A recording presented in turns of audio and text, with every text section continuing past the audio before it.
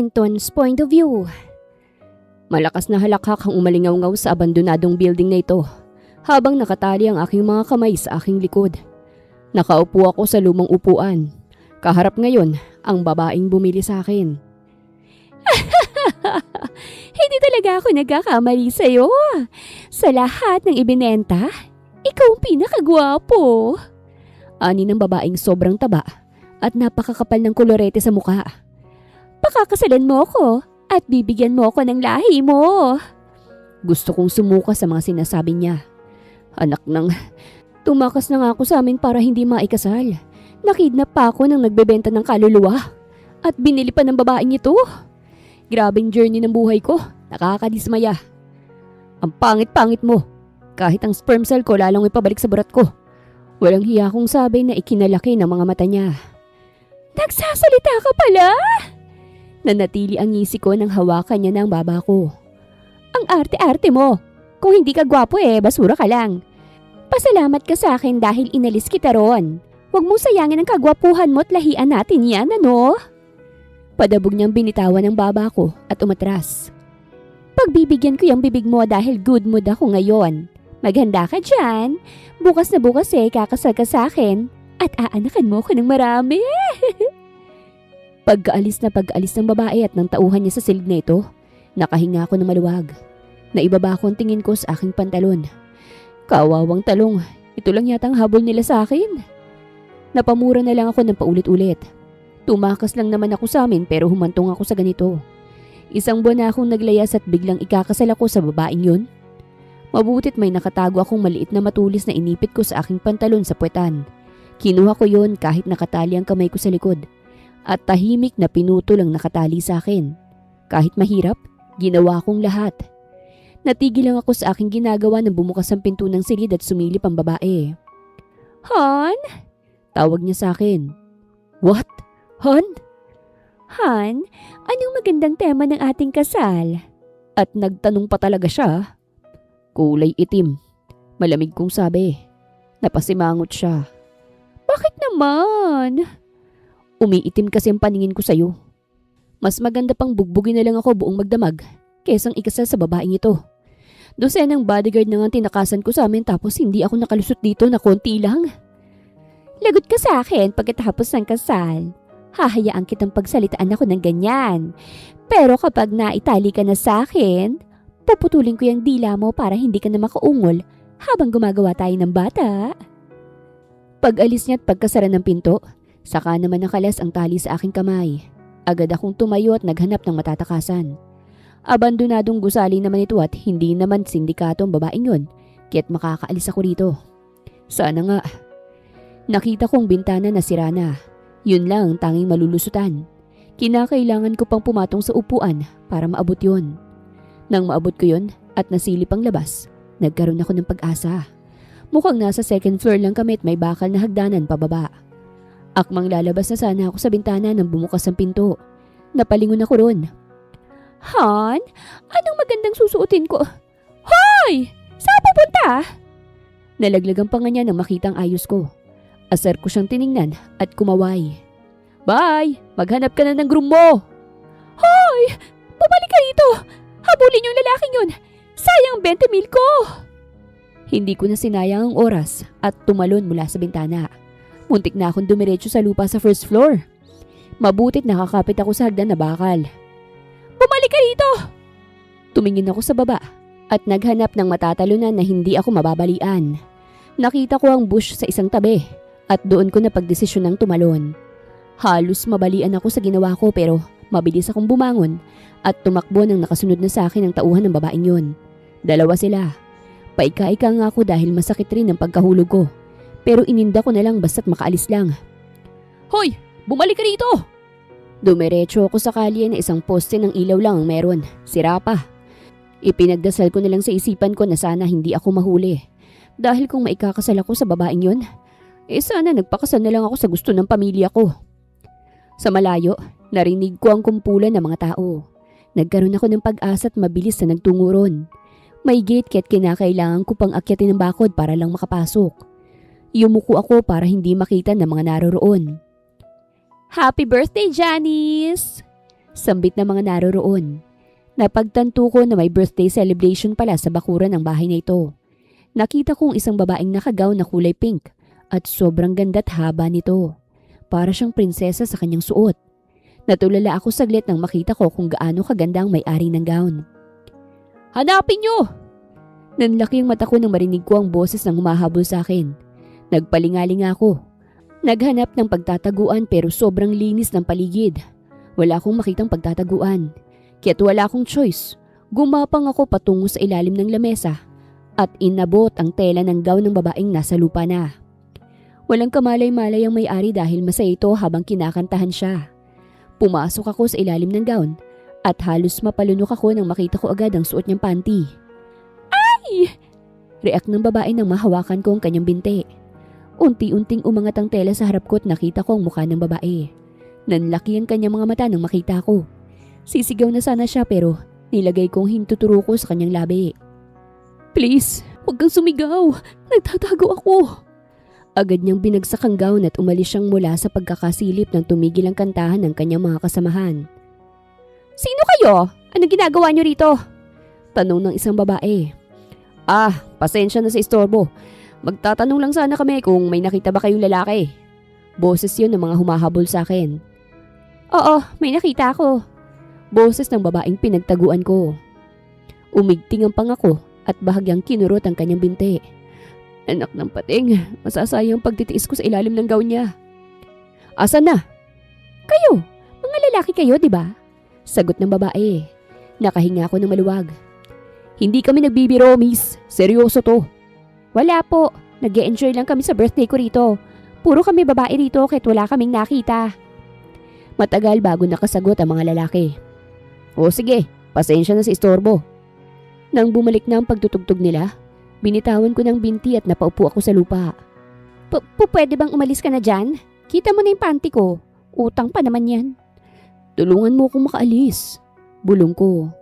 "Ano kasi na swerte? Magtiis ka na lang dyan. Birthday ko ngayon ano?" At isang napakahabang utot ang kanyang ginawa na nagpayanig sa buong sistema ko. At dahil napakalapit ko nga sa puwetan niya, halos mahilo ko sa kanyang ginawa. Narinig ko ang halakhak niya. Tuwang-tuwa siya sa kanyang ginawa. Samantalang ako parang tino-torture na sa sobrang baho. "Tiisin mo yan. Hindi ako makakaalis eh." Janice's point of view. Natapos ang birthday ko na nakatago pa rin ng estrangherong lalaki sa ilalim ng gown ko. Hindi na mapawi ang aking ngiti dahil sa kalokohang nagawa ko. Sobrang baho ba naman ang utot ko eh. Hilong-hilo na siguro ang lalaking to. Sumasabay siya kapag naglalakad ako. Kapag kasi hindi, makikita siya ng mga bisita ko. Kaya nang ako nalang mag-isa, dumiretso ako sa loob ng bahay at tinadyakan agad ang lalaki pagkasara ko sa pinto. Bumulagta siya sa sahig dahil sa ginawa ko. "Sino ka? Bakit ka hinahanap ng mga lalaking yon, ha? Ano ka, scammer? May utang na hindi nakapagbayad? O kriminal?" Napaubo siya. Siguro na lang hapang utot na aking inilabas kanina. "Baho ng utot mo, kababae mong tao." "Aba, sino bang nagsabing magtago ka sa ilalim ng gown ko? Gusto mo isumbong kita sa pulis o isurrender ka sa mga lalaking yon?" Natahimik siya. Bumuntong hininga ko. Total tinulungan naman na kita, pwede ka nang umalis. Kasi maglilinis pa ako sa labas at matutulog na." Agad siyang bumangon at gulat ako nang bigla siyang lumuhod sa harapan ko. "Tulungan mo ko, please. Itago mo muna ako." "Ano bang kasing kasalanan mo at hinahanap ka ng mga lalaking yun?" "Binenta ako at balak pang ipakasal sa pangit." Napakurap-kurap ako. "Abat, ang sama naman ng ugali mo. Namintas ka pang talaga." "Nagsasabi ako ng totoo." "Hindi ko na problema yon, kaya umalis ka na. Bawal ang lalaki sa bahay na ito. Malalagot ako sa pamilya ko.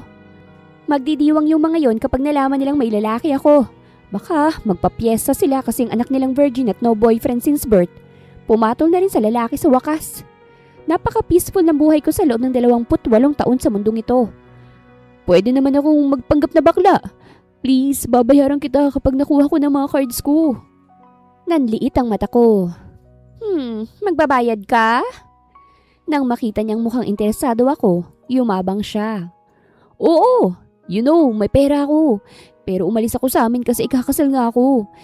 Pero sa gitna ng paglalayas ko, nakidnap ako at nadala sa bugawan. Binenta ako at binili ng isang pangit at balak niya akong pakasalan. Please tulungan mo naman ako. Kaya kong magpanggap na bakla para walang lalaki na kasama. Bakla ang kasama mo. Nakirenta. Gulong-gulo ako sa kwento niya na ang naiintindihan ko lang ng buo ay ang panghuli. Magpapanggap siyang bakla. Pwede naman. Tutal ako na lang nakatira sa bahay na ito. Pwede ko itong pagkakitaan. Magrerenta siya. Magpapanggap pang bakla. Huminga siya ng malalim. O sige, magpapanggap kang bakla. Hindi dapat malaman na lalaki ka ha? Gumuso siya. Bakit? Ano bang mangyayari kapag nalaman na may kasama kang lalaki? Basta, huwag ka na magtanong. Sa ngayon, bibigyan kita ng tawad sa pagrerenta. Tulungan mo ako maglinis sa bakuran. Pero maghintay ka kasi magbibihis muna ako.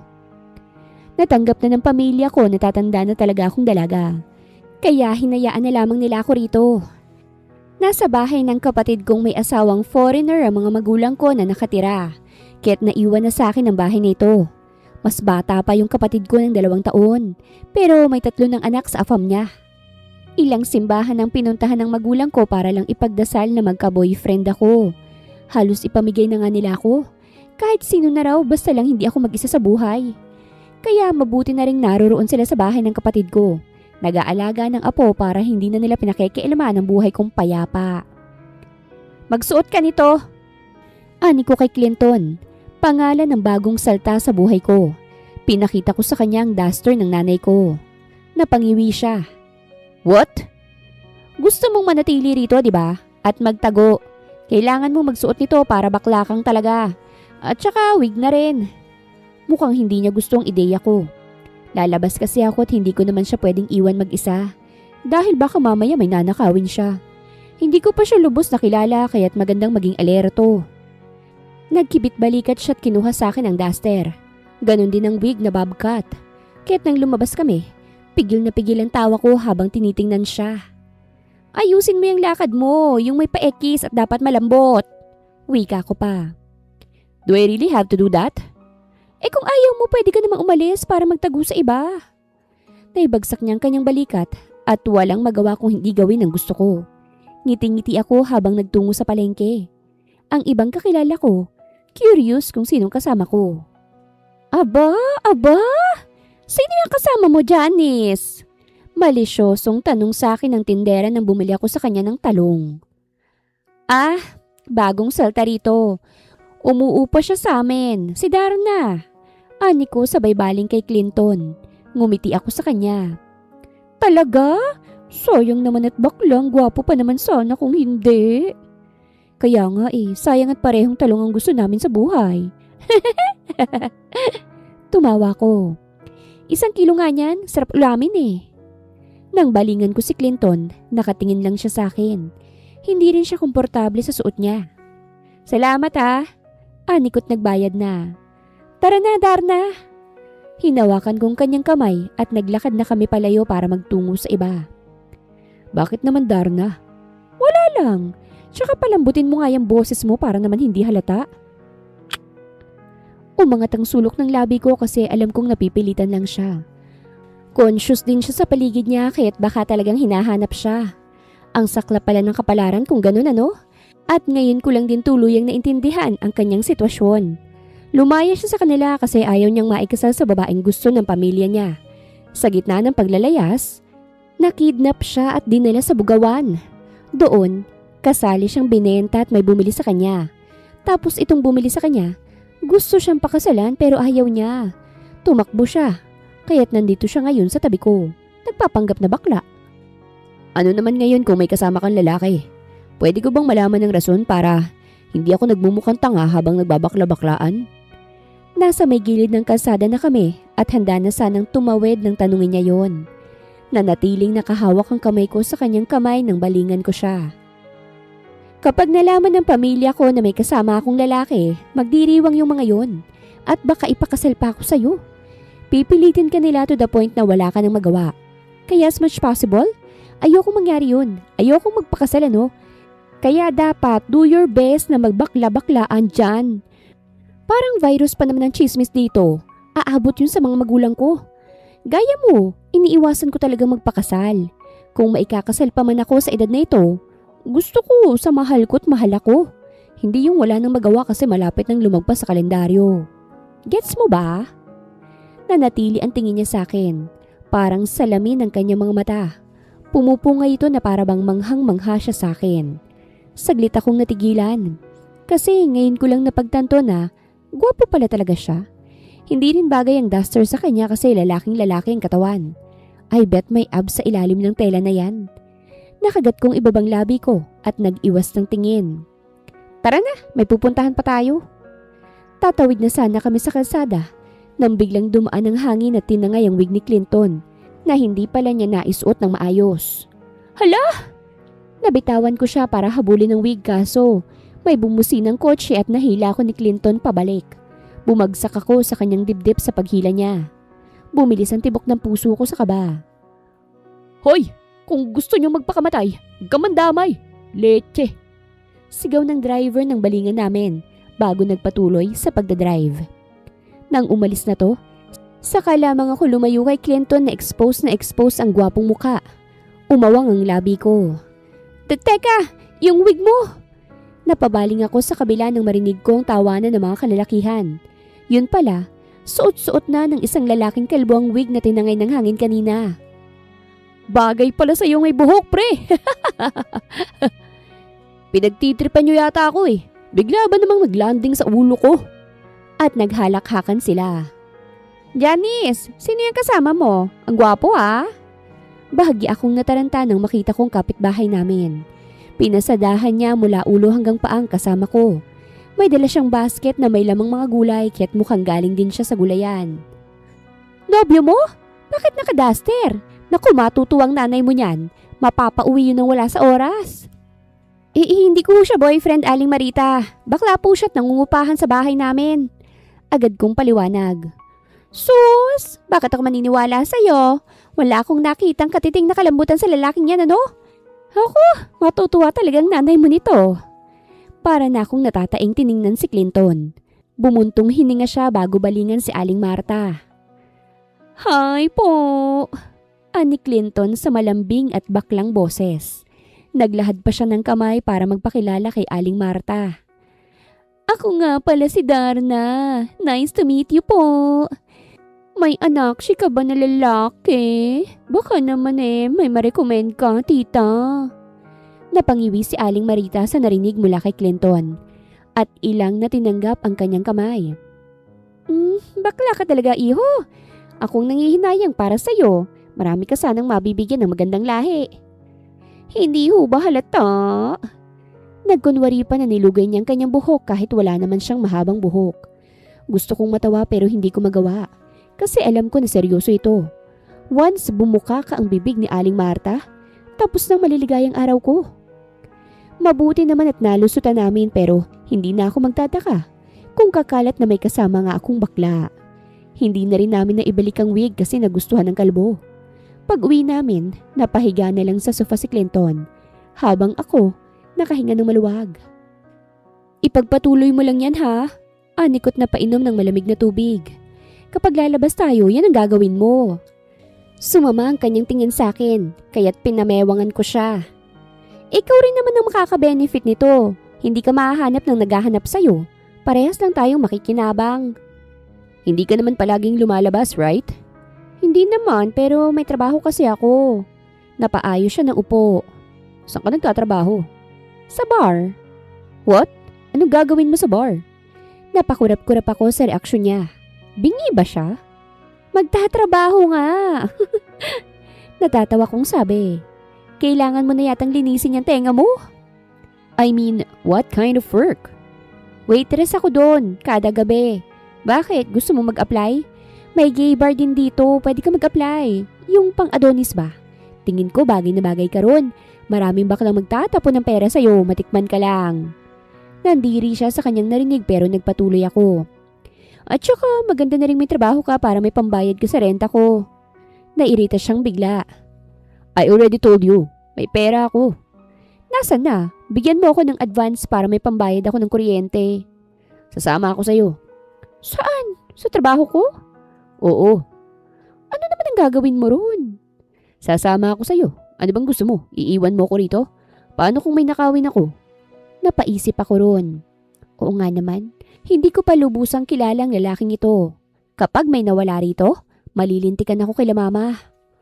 O sige, sasama ka sa akin sa trabaho pero magsuot ka ng pambabae para bakla ka. There's no need for me to do that. Gabi naman at hindi ako lalapit sa'yo para hindi ka mapagkamalang may kasamang lalaki. O sige, ani ko para naman matapos na. Basta kung lalapit ka, lumambot ka ha. Tumango siya at hindi na nagsalita. Clinton's point of view. Nakarating kami sa bar kung saan nagtatrabaho si Janice. Nagkahiwalay na kami dahil yun ang gusto niya mangyari. Nakaupo na ako ngayon sa sofa ng bar habang tinatanaw siyang ine-entertain ang mga customers. Kunot na kunot ang aking noo dahil naninibaguhan ako sa kanya. Kung sa bahay, balot na balot. Dito sobrang revealing. Ganito ba ang uniforme niya? Napatingin ako sa ibang kasamahan niya na ganun din ang suot. Mukhang uniforme nga nila. Pero kahit ganun, naninibaguhan pa rin ako. Akala ko hindi siya nagsusuot ng ganyan kaiksing shorts at kitang pusod, braso at cleavage na damit sa ibabaw. Balot na balot kasi siya sa bahay. Hawak ko rin ang phone niya na walang password. Nagpaalam kasi ako na may tatawagan ako kaya't pinahawak niya. Napabuntong hininga ako. 1 linggo ko nang kasamang babaeng to at sa totoo lang, nagtitiis lang ako sa pinaggagawa sa akin. Pinaka-worst na yung pinasuot niya ako ng duster tapos nagpunta kami sa palengke. Nagtitiis ako dahil ayoko rin namang tumakbo pa at mahuli ng iba't ibang grupong naghahanap sa akin. Grupo ng matabang pangit na yon at grupo ng pamilya ko. Tinawagan ko ang numero ng personal bodyguard ko na paniguradong sibak na sa trabaho dahil tumakas ako. Hello? Sagot niya agad. Sino to? Jaron, it's me, Clinton. Sir! Para siyang nabuhay bigla. Ikaw ba yan, sir? Oo. Ako to. Nasaan ka na, sir? Hinahanap ka na ng pamilya mo. I don't have plans to come back yet, Jaron. But I need your help. Nagtatrabaho ka pa rin ba? Oo, sir, pero nilipat ako. Hanggang ngayon, hinahanap ka pa rin eh. May patong na nga sa ulo mo para makauwi ka na rito at harapin ng responsibilidad. Magkano patong? 500,000. Umigting ang aking panga. Ganyan na ba talaga kadesperadong pamilya ko na maikasal ako? Mabutit malayong-malayo rito ang lugar namin. Hindi makaabot. Baka dadami pang maghahanap sa amin pag nagkataon. Jaron, help me. Anong maitutulong ko, sir? I trust you. Huwag mong sasabihin kahit kanino to, please. Oo naman, sir. Hindi ko sasabihin. Ano bang maitutulong ko sa'yo? Posible kayang makapasok ka sa kwarto ko at ipuslit ang card ko? Mag-withdraw ka at ipadala mo sa akin. Yung card ko kasi nadala ko, nanakaw. Kaya pinaklose ko sa bangko. I need money right now dahil nangungupahan ako. Napasulyap ako kay Janice habang sinasabi ko yun. Nakita ko nakausap niyang isang matandang lalaki at bahagyang hinahawakan ng kanyang kamay. O sige sir, I trust you, Jaron. Ani ko kahit wala talaga akong buong tiwala sa kanya. Kahit mula bata narito na sa tabi ko si Jaron. Hindi ko pa rin alam kung anong kanyang iniisip. Baka kakanta siyang bigla sa pamilya ko kaya't mas mabuti na rin makasigurado. Kaya nang manghingi siya ng address, sa ibang lugar ang ibinigay ko para doon kukunin ang perang ipadadala niya. Hi, Pogi! Bago ka rito? Napaayos ako ng upo nang makita kong isang babae na sobrang haba ng heels at sobrang iksi rin ng suot. May malaking hikaw pa siya sa kanyang tenga at naka-ponytail. Puno rin ng kolorete sa mukha nang tumabi siya sa akin. Hinanap ng mata ko si Janice at wala na rin siya sa pwesto niya. Asa na kaya siya? Tatayo na sana ako pero tinulak ako ng babae. Kaya't napaupo muli ako sa sofa. Gumapang ang kanyang mahabang daliri sa damit ko sa bandang dibdib. Huwag ka munang umalis, Pogi. Nandito pa ako eh. One drink muna bago ka umalis. Nilahad niya sa akin ng isang wine glass na may lamang alak. Mukhang lasing na siya dahil naaamoy kong alak sa kanyang hininga. I'm sorry. Sige na, Pogi. Tatantanan na kita pagkatapos. Napansin ko kasing mag-isa ka lang at wala kang iniinom. Baka naman, pwede mong pagbigyan ng isang dilag na katulad ko? Ayoko talagang tumatanggap ng inumin mula sa hindi ko kilala. At dahil desperado na akong tantanan niya, Tinanggap kong alak at agad ko itong tinungga. Napapikit ako dahil sa lasa pero nalunok ko naman. Napapalakpak ang babae at agad kinuha sa akin ang baso. Napakunot ang noo ko nang maramdaman kong kakaibang init na biglang kumalat sa buong katawan ko. Para bang may apoy na unti-unting gumagapang mula sa dibdib ko, pababa. Hindi ko maintindihan kung bakit biglang bumigat ang paghinga ko at parang umiikot ang paligid. Ayos ka lang ba, Pogi? Malambing na tanong ng babae habang mas lalo siyang lumalapit sa akin. Hindi ko agad nasagot. Napahawak ako sa noo ko at mariing pumikit. Parang biglang nag-init ang balat ko at nanuyo ang lalamunan ko. Bakit? Parang... Paus kong sabi. Natawa ng mahinang babae. Yumuko siya ng bahagya upang magtama ang aming mga mata. Mas lalo kong naamoy ang matapang na pabango at ang alak sa kanyang paghinga. Parang ano? Bulong niya habang dumudulas ang kanyang daliri sa braso ko. Napangiwi ako. Hindi to normal. Isang baso lang ang ininom ko pero pakiramdam ko parang may kung anong dumadaloy sa dugo ko. Anong nilagay mo sa inumin ko? Pilit kong tanong habang kumakabog ang dibdib ko. Hindi siya agad sumagot. Sa halip, ngumiti lang siya ng kakaiba. Relax ka lang, sabi niya habang marahang tinutulak ako pabalik sa sandalan ng sofa. Sandali lang, mawawala rin yan. Lalong kumunot ang noo ko. Ramdam ko na nanginginig ang mga kamay ko at parang lalong umiinit ang katawan ko. Nasaan si Janice? Mahina akong tanong habang pilit na inaalala kung saan siya pumunta. Hindi pa man ako nakakabangon, biglang inilapit ng babae ang kanyang mukha sa akin. Kalma ka lang, Pogi. Bulong niya. Ako munang bahala sa'yo. Ngunit sa kabila ng hilot init na nararamdaman ko, may kung anong babala sa loob ko na nagsasabing may mali sa nangyayari. Pilit akong napatuwid ng upo at hinanap muli ng mga mata kong paligid. Dumapo ang kamay ng babae sa pantalon ko. Bahagya akong napaungol dahil sa kanyang ginawa. Sinubukan ko siyang itulak kaso tuwang-tuwa siya. Mukhang malaki, Pogi ah. Humagikik siya. Bago pa man niya ako mahawakan muli, biglang lumipad ang babae sa kabilang sofa. Napakurap-kurap ako ron at saglit na natauhan. Anong ginagawa mo, Nicole? Manyak mo ah, kababaing tao. Nabuhayan ako nang makitang si Janice ito. Suot niya pa rin ang sexy niyang uniforme, pero ang mukha niya hindi na maipinta. Aba, bakit may pakialam ka? Kilala mo siya? Boyfriend mo? Hindi nakasagot si Janice. Nahihilo na rin ako at parang gusto kong maghubad. Ano? Bakit hindi ka makasagot? Nangingialam ka kasi kahit wala sigurong pumapataw sa'yo kasi boring ka. Tapos ngayon mangingialam ka? Mangingialam talaga ako. Boyfriend ko to eh. Natahimik tuloy ang babaeng may masamang balak sa akin at nalaglag ang kanyang panga. Nalaglag rin ang panga ko at napatingin kay Janice na ngayon ay inis na inis. Tara na nga! Hinila niya na ako. Pahama ka talaga? At dahil hilong-hilo ko, umakbay ako sa kanya para makalabas kami ng bar. Janice, point of view. Inis na inis ako ngayong naghihintay kami ng sasakyan. Wala na sa sariling lalaking to dahil inaamoy-amoy na ang leeg ko. Tantadong Nicole kasi na yun eh. Paniguradong nilagyan niya ng robusang inumin ito. Nang masilip ko kasi ang kanyang pantalon, parang nagpupumiglas ng alaga niyang lumabas sa zipper sa laki ng bukol. Pinagpawisan ako bigla. Ang init. Bakit ka ba kasi tumatanggap ng inumin sa iba? Bobo ka ba? Inis na talaga ako. Nasabi ko patuloy na boyfriend ko siya kasi wala na talaga akong choice. At sigurado akong kakalat ito at uuwi ang pamilya ko. Sana naman hindi. Lasing naman si Nicole eh. Hindi niya yun ipagkakalat. Bubula talaga yung bibig niya kapag nagkataon. Naistatwa ako sa aking kinatatayuan nang biglang dilaan ni Clinton ang pisngi ko. Animal? Agad ko siyang sinampal pero mukhang wala lang sa kanya yon. Mukhang nag-overtake na talagang robust sa katawan niya. Gagang Nicole na yun, mawawala pa ng wala sa oras sa virginity ko. Mabutit may dumating na taxi. Agad kong isinakay si Clinton na parang unggoy kung makakapit sa akin. Sa inis ko, tinulak ko na siya papasok sa backseat at nauntog pa siya. Nakonsensya nga akong bigla pero deserve niya yun kasi malandi siya. Kuya, pahatid po kami.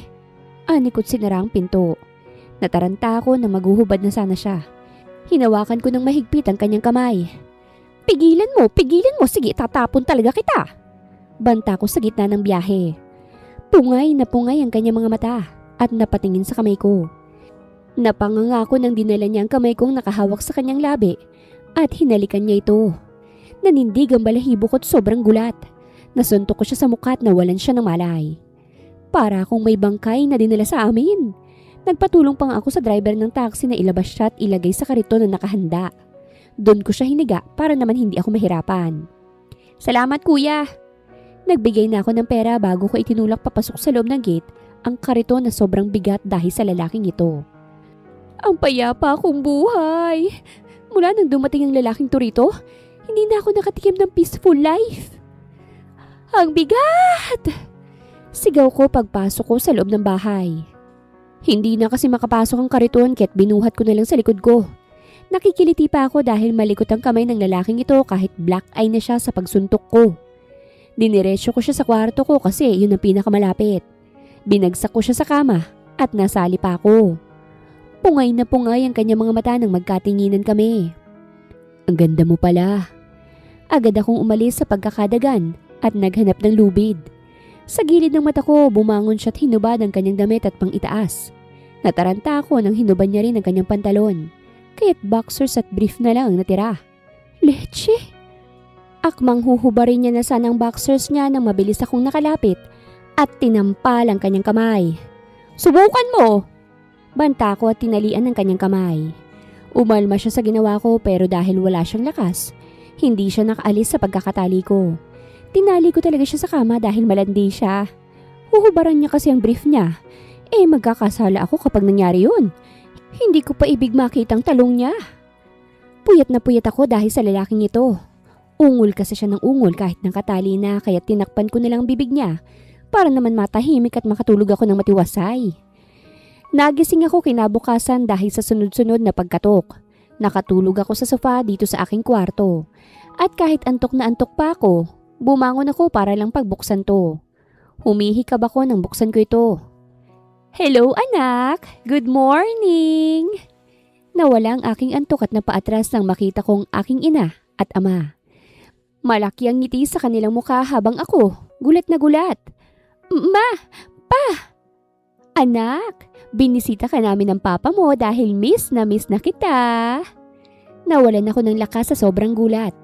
Kaya't nang itinulak ni mamang pinto, hindi ko napigilan. Ilang buwan na rin ang nakalipas mula nang huli naming bisita rito. At may narinig kami na nagpauwi talaga sa amin na may boyfriend ka.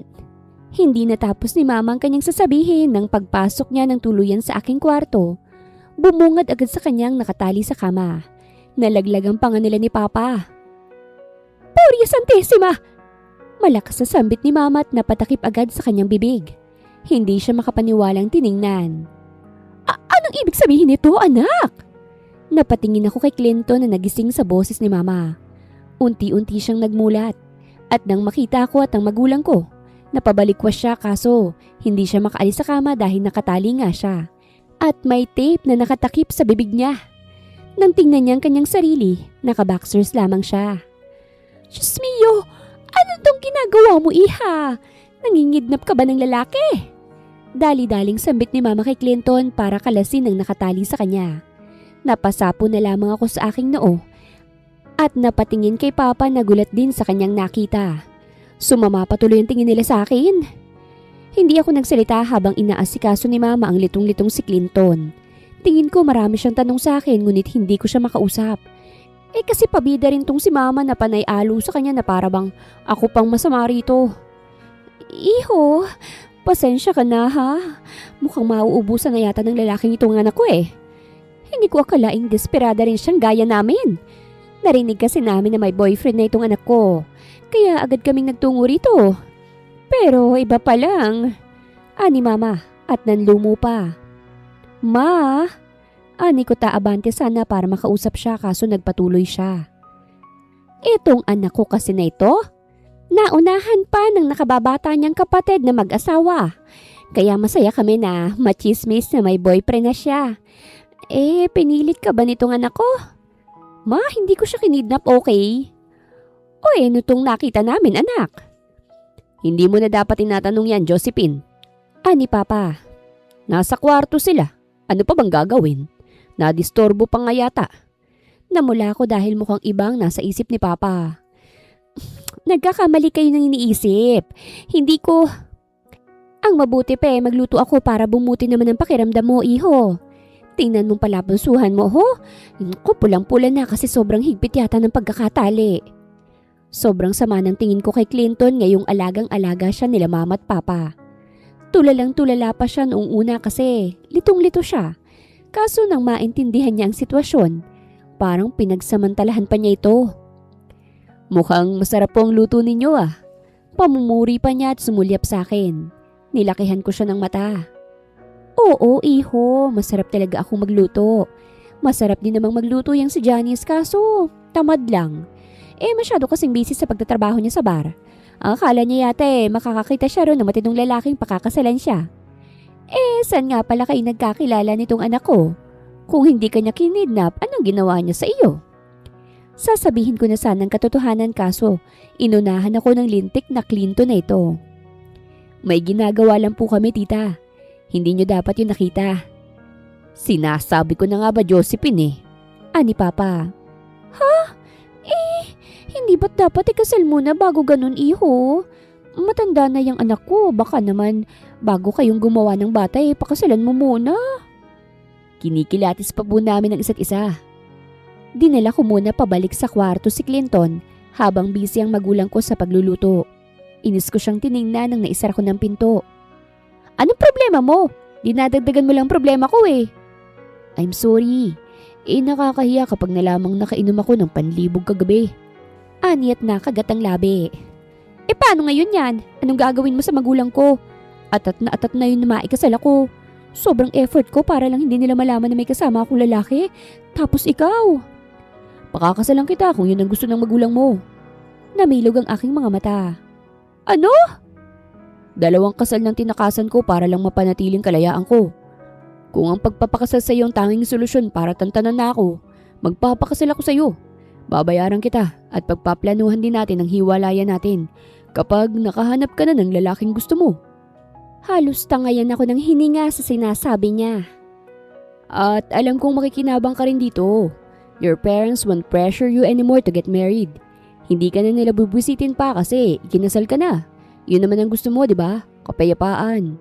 If you're married to me, makukuha mo yun. Tumikhim ako kasi nabanggit ang pera kanina.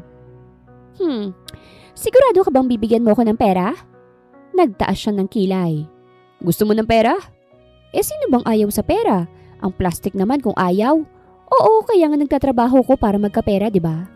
Alright, is this a deal? Naglahad siya ng kamay sa akin. Bumuntong hininga ko.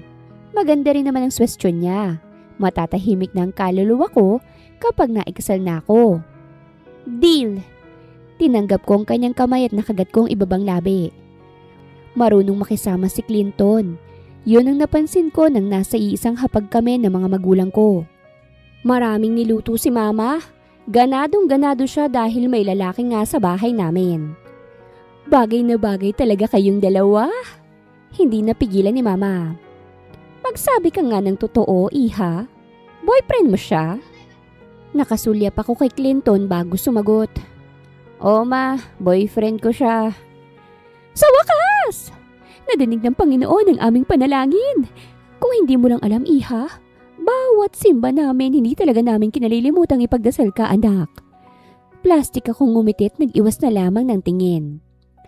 1 linggo lang nanatili ang magulang ko sa bahay at umuwi agad. Mabuti naman. Hindi ko kasi kaya mga pangaasar ni mama. Babalik daw sila sa susunod na buwan para mas makabanding pa raw si Clinton. Sumama ka sa akin bukas. Ani Clinton nang kami na lang. May pupuntahan ako. Saan naman? Sa kabilang bayan, kukuha ako ng pera. Anya sa akin. Bakit kailangan ko pang sumama? Kasi girlfriend kita, di ba? Napangiwi ako. Talagang ikakarir mo na? Why not? Mas mabuting malaman ng mga kapitbahay mo na boyfriend mo ko. Kasi ang pangiting na nagpapatira ka sa akin dito tapos hindi mo boyfriend. Ikaw na nga nagsabi sa babae sa bar na boyfriend mo ko. Kaya panindigan mo, Janice. Panindigan mo ko. Sumama ako sa kanya sa kabilang bayan. At dahil nangangamba siya na baka may makakita sa kanya, nakasombrero siya at nakashades. Nakahawak din siya sa kamay ko kahit nagmumukha talaga kaming couple. Ganap na ganap. Saan mo gustong magpunta? Tanong niya nang makuha ang kanyang pera sa isang kuhanan ng pera. O kainin, sabihin mo lang. Wow, ang daming pera. Bayaran mo muna yung upa mo. Biro ko pa. Oo, babayaran ko pag uwi. Pero sa ngayon, gusto ko munang sulitin ang araw natin dito. Dahil malaki ang atraso ko sa'yo. Bibilhin ko ang gusto mo ngayon. O mga tangkilay ko. Talaga lang ah. Oo, kaya sabihin mo na. Wala naman talaga akong gustong ipabili sa kanya. Hindi naman ako materyosang tao. Pero gusto ko siyang biruin. Tingnan ko kung seryoso talaga siya. Bilhan mo nga ako ng e-bike. Mag-e-bike na lang ako patungo sa trabaho ko. Ngising-ngising sabi ko. Mahal na kasi ang gas ngayon eh. Maganda? E-bike. O sige. Kasual niyang sabi at nagsimula na kaming maglakad.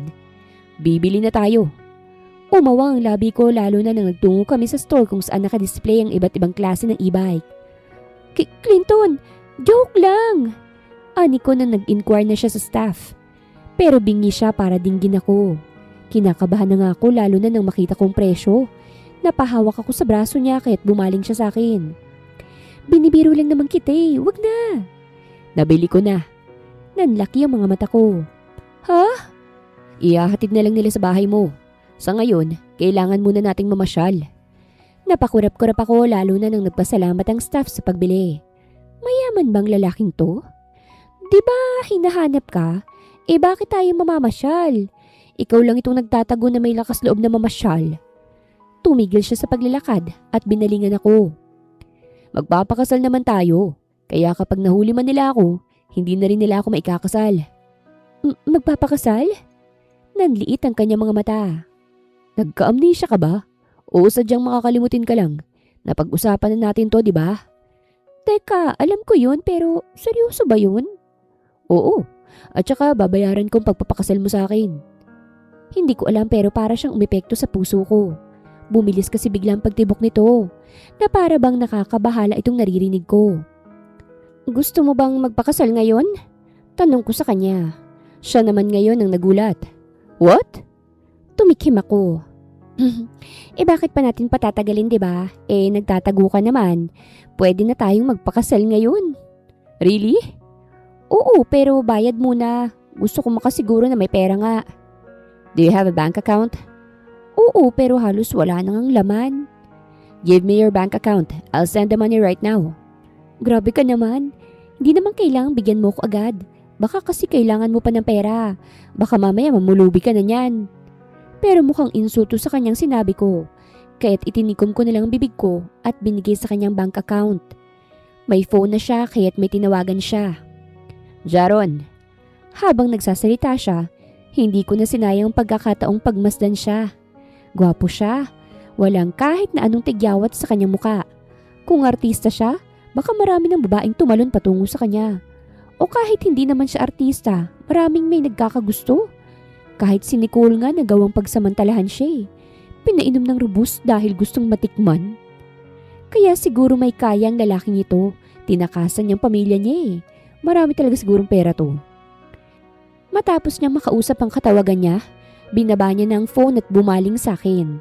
Natauhan ako sa pagtitig ko at tumikim. Check your bank account. Ha? Nasend na. Kunot nooman, napasulyap ako sa phone ko at tiningnan ang bank account ko sa digital application. Nag-refresh pa ito kahit matagal din bago ko nakita ang numero doon. Halos lumuwa ang mga mata ko. Nanginginig ang kamay ko nang makita kong pera ko roon. 1,000,000 to ah! Napatingin ako sa kanya. Hinapit niya ang aking bewang at bumulong siya sa aking tenga. Tara na, magpakasal na tayo. Halos maluha ako sa pera na nakita ko sa bangko. Para akong nakalutang sa ere. Kahit nung nagpakasal kami ni Clinton sa huwes, hindi man lang ako kinabahan kasi sobrang nasisiyahan ako sa pera. Kung ganito ba naman ang presyo ng pagpapakasal, baka paulit-ulit ako magpapakasal. Totoo ba to? Tanong ko nang makita ang singsing sa aking daliri. Nakauwi na kami sa bahay. Naroon na rin ang binili niyang e-bike at nasa sala kami. parehong umiinom. Oo. Simpleng sabi niya at tinungga ang beer. So, pwede itong maisangla? Tuwang-tuwa kong tanong. Pwede, pero bakit mo naman gagawin yun? Nagkatinginan kami. Hindi ako nakasagot kaya't uminom na lamang din ako. Hindi talaga ako interesadong magpakasal sa kahit na sino. Nasa utak ko na talagang tumanda akong mag-isa. Itong pamilya ko lang naman ang takot sa aking magiging kapalaran. Takot sila na mag-isa lang ako. Kaya masaya rin ako na kahit papano, may tao akong naisalba mula sa lupit ng kasalan. Hindi naman siguro maghihiwalay kasi may pera naman itong pakakasalan ko. Hindi masakit sa bulsa ang annulment. Nang medyo natamaan na ako ng alak, napangisi na ako. Tiningnan kong katabi ko na mukhang konti lang yatang iniinom. Diba, kapag kasal may honeymoon? Ngising-ngisi kong sabi. Tara, honeymoon tayo. Naibugan ni Clinton ang kanyang inumin. What? Sayang naman tong kasal-kasalan natin kung tutunga nga lang tayo rito. Gusto ko rin namang maranasan yun. Ayoko namang mamatay ng virgin Umirap ako. Are you a virgin? Ngumisi ako lalo. Proud ko siyang tiningnan. Hindi halata Then, hindi mo dapat yan ibibigay sa akin. Dapat sa taong mahal mo. Aba, kapag hiwalay na tayo, hindi na ako maghahanap Plano ko nga talagang tumandang mag-isa. Pinagbigyan lang kita at ang pamilya ko para tumahimik naman ang kaluluwa nila at mapanatag kahit saglit. Pumungay ang kanyang mga mata. Are you sure? Oo, basta't wag mo lang ako bubuntisin Ayoko maging single mom pagdating ng panahon. Kawawa mga bata. Umusog siyang papalapit sa akin. Ramdam ko ang tensyon sa pagitan naming dalawa. Pero akong unang lumapit at hinalikan ng kanyang labi. Nung una tamang dampi lang yon. Ngunit nang gumalaw ang kanyang labi, napahawak ako sa kanyang balikat at hinayaan siyang hapitin ang aking bewang. Sobrang tahimik ng bahay namin kaya't naririnig namin pareho ang bawat tunog ng aming halik. Nang iangat niya ako, napahawak ako sa likod ng kanyang leeg at humiwalay siya saglit sa paghalik. Are you really sure? Oo nga, basta wag mo akong bubuntisin Hindi siya sumagot at agad naglakad patungo sa kwarto ko. Hindi na ako bata para maging big deal pa kung sino makakauna sa akin. Matanda na ako. Ang mga kaedaran ko nga may mga asawa na, ilan na mga anak. Tapos eto ko, first time pang madyajerjer buong buhay ko. Nakakaiyak. Huling gabi ko na itong hihinga akong virgin. Bukas, hindi na. Nang inilapag niya ako sa kama, agad niya akong inatake ng panibagong halik. Hinayaan ko siya at sinuklian ko siya. Wala akong karanasan pero maalam ako ng konti kaya nakipagsabayan ako. Buong gabi, saksi ang liwanag ng buwan sa pag-iisa ng aming katawan. Halong-halong emosyon ang nararamdaman ko. At nang nakuha niya na ako, naiyak ako dahil sa sakit. Ngunit sumaya rin dahil sumarap din kalaunan. Kinabukasan, tinanghali akong magising at masakit ang aking katawan. Pikit na pikit pa akong bumabangon paupo. At nang tumingin ako sa gilid ko, wala na si Clinton sa tabi ko. Pero may nakita akong sulat sa lamesa sa tabi lang ng kama ko. Kinuha ko to at tahimik na binasa. Aalis ako saglit. May hinanda akong pagkain sa lamesa sa dining area. Kumain ka ng mabuti. Wala sa sariling napangiti ako nang nabasa ko at huminga ng malalim. Masakit ang katawan ko mula sa nangyari sa amin. Pero wala naman akong pagsisisi. Hindi ako magsisisi kasi desisyon ko naman na ibigay yun sa kanya at kasal kami. Hindi ko alam kung anong feeling ng my boyfriend. Asawa pa kaya? Pero ngayon naninibago ko. Para akong uod na binubudbura ng asin. Di ko alam. Ang weird na ngumiti ako kahit alam ko na wala kaming nararamdaman sa isa't isa. Shit! Kinikilig ba ako? Nakagat kong ibabang labi ko at bumangon na para maligot magbihis. Kahit ilang oras nang nakalipas mula nang may mangyari sa amin ni Clinton, pakiramdam ko na sa loob ko pa rin siya. Ramdam na ramdam ko pa rin kasi. Buting at nagkasya. Hindi ko inaasahan na ganun kalaking tinatago niya. Kinain kong pagkain na niluto niya. Masayang masaya ako kahit may duty ako mamayang gabi. Hindi mawawalang saya sa puso ko. Nang nabor ako, sinubukan kong e-bike na ibinili ni Clinton para sa akin. Pabalik-balik ako sa kalsada. Hindi naman kasi ito national highway kaya't ayos lang. Nang napagod ako sa pagmamaneho, umuwi ako sa amin. Kakapark ko lang nang tumunog ang phone ko. Nang tingnan ko kung sinong tumawag, si Clinton to. Agad ko itong sinagot. Hello? Kumain ka na? Napangiti ako.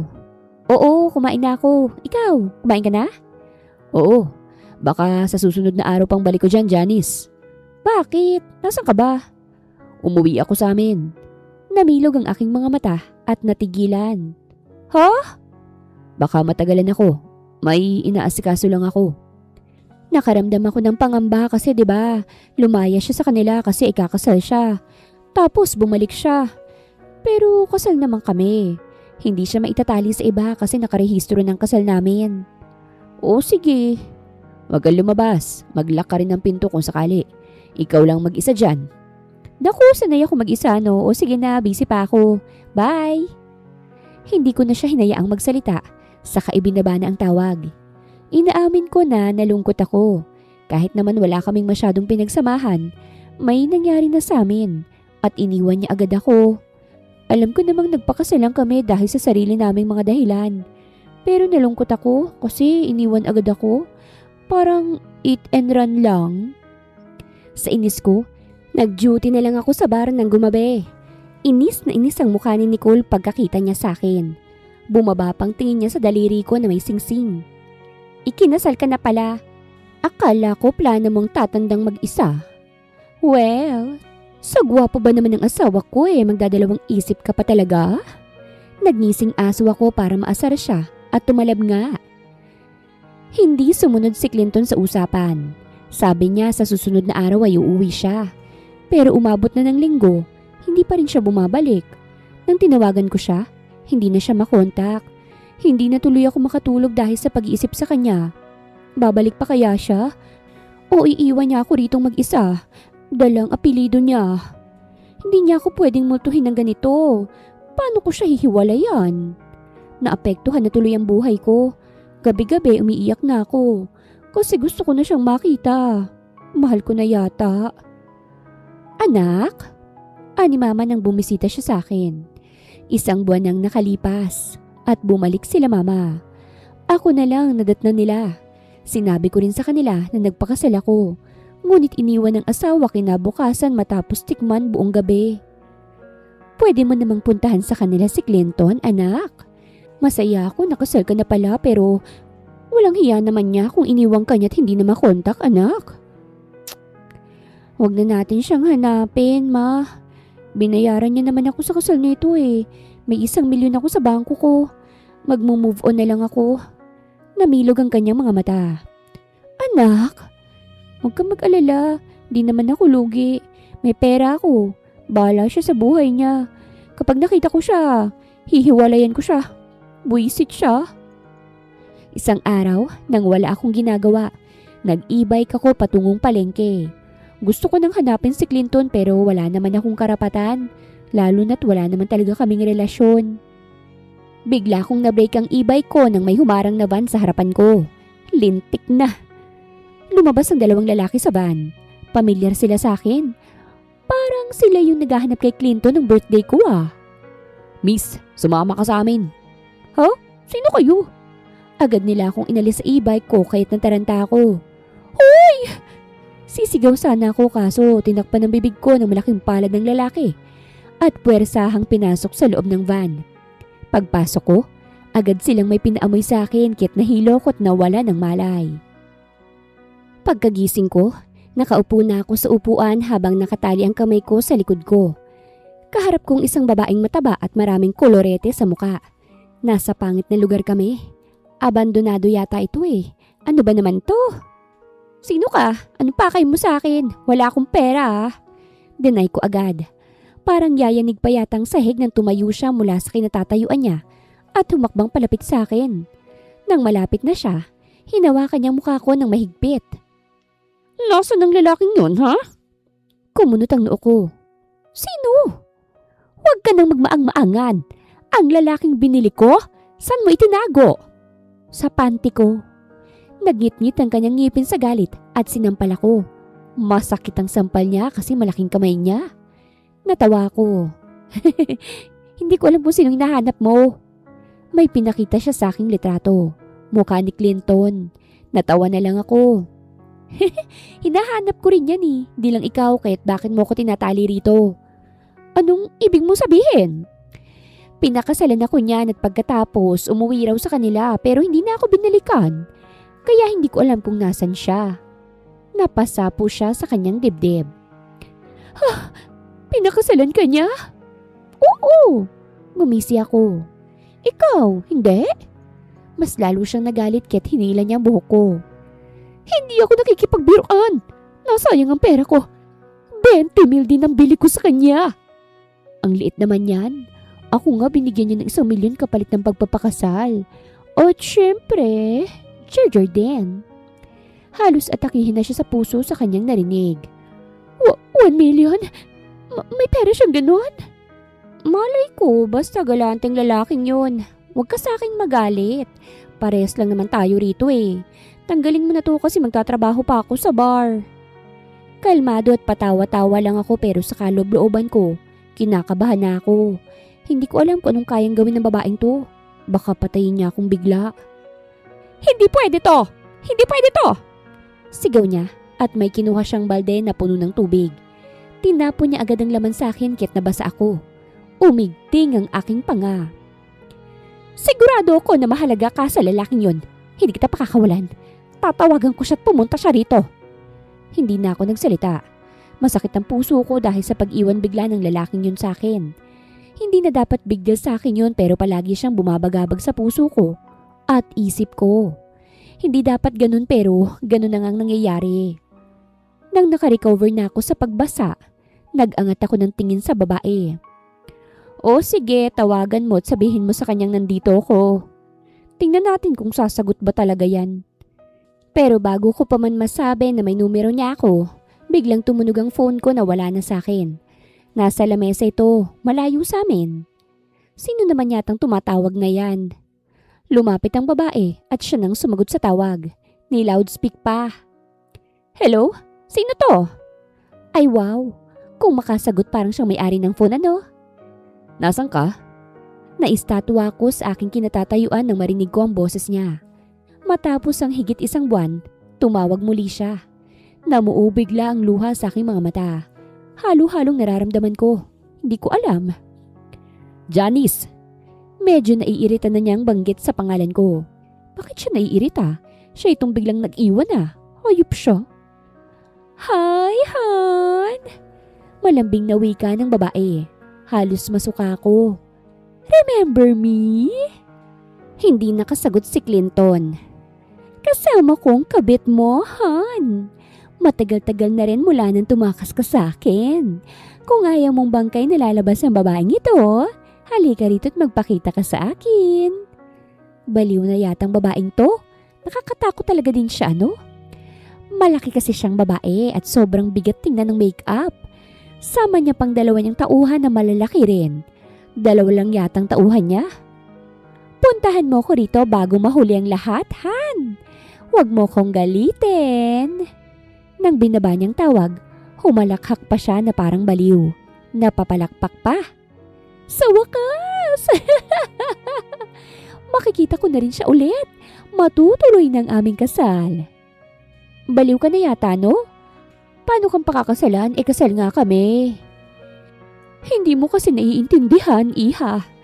Kung wala akong pera, walang papatol sa akin na lalaki. Kaya nga bumili ako, di ba? Para kahit papano ay maranasan kong magkaanak. At may papatol din sa akin. Kaya binili ko siya.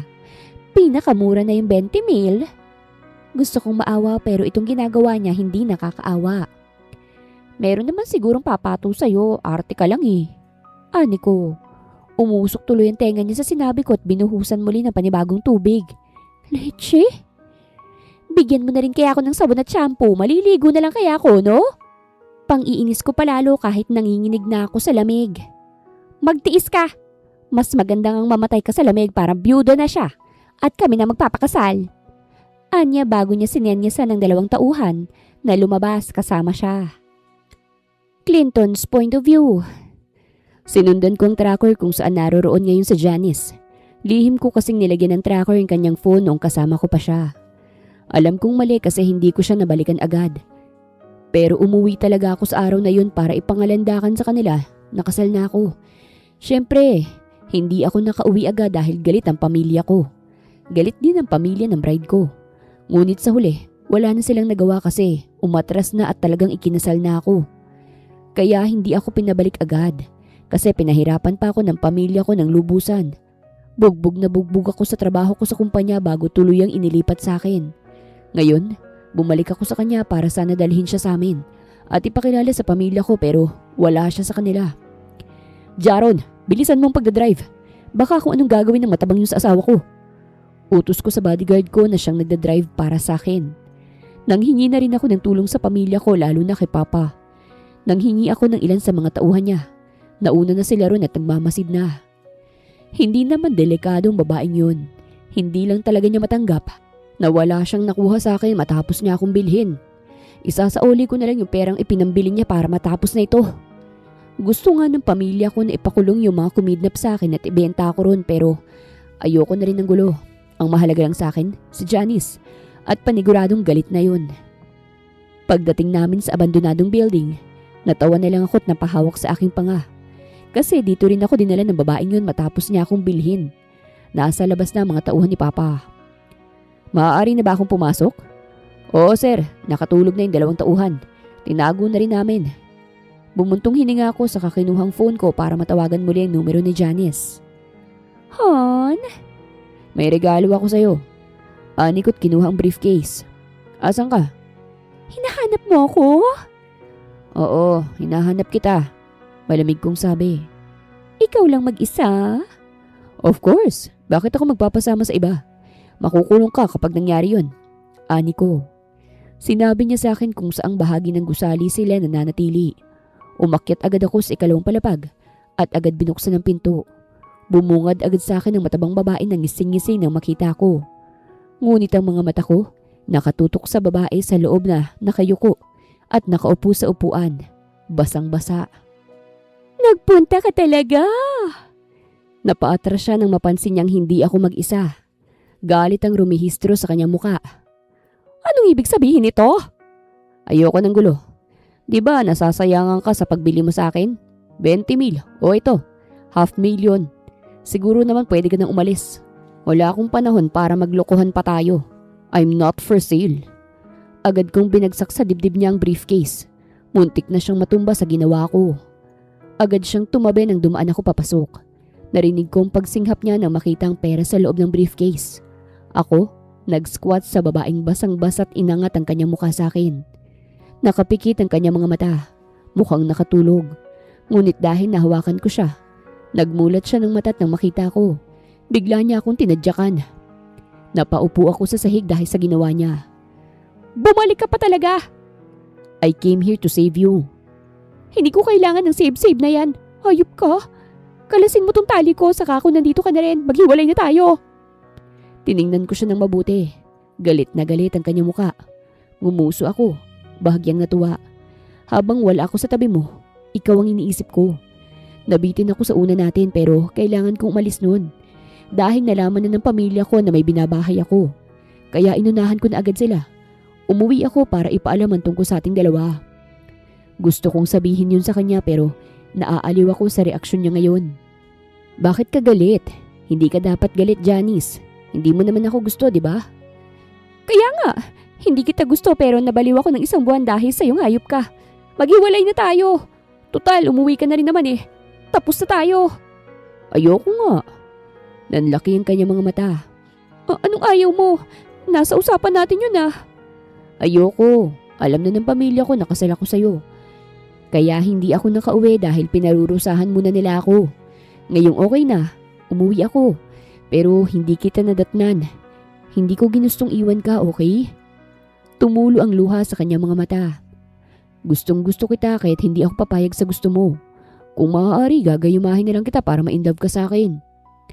Kinalas ko ng tali sa kanyang kamay bago siya hinayaang sampalin ako. Natawa ako sa kanyang ginawa. Bakit ka natatawa? Hindi ba masakit? O sige. Masakit, pero mas maganda na mas lakasan mo pa. Magalit ka ngayon para makauwi na tayo. Basang-basa ka oh. Sumama ang kanyang tingin. I love you and I'm sorry. Hayaan mo naman ako sa buhay mo. Ayokong tumandang binata. Ngumisi ako. Galit pa rin sa Janice sa akin ngunit naiuwi ko naman siya sa kanila. Sabay kaming naligo at para akong pinarurusahan sa kanyang halik. Pero tinanggap ko ang lahat ng yon kasi matagal din akong nakabalik. At ngayon, sasama na siya sa akin para ipakilala ko siya sa pamilya ko. Mahalagang pamilya ko sa buhay ko. Yun ang katotohanang hindi mawala sa akin. Ngunit nang pangunahan nilang buhay ko, kumawala ako. Tumakas, umalis. Iniwan sila para ipaalam sa kanila na ayoko sa gusto nila. Kaya nang bumalik ako matapos ang ilang buwang paglalayas at sinabi ko sa kanila na kasal na ako, nanlumo sila, nadismaya, at iba pang pangit na nararamdaman. Pero ngayon, bumalik muli ako, dala na ang asawa ko. Ramdam kong kaba niya. Alam kong hindi pa namin lubusang kilala ang isa't isa, kaya't diniretso ko siya sa pamilya ko para makilala ko.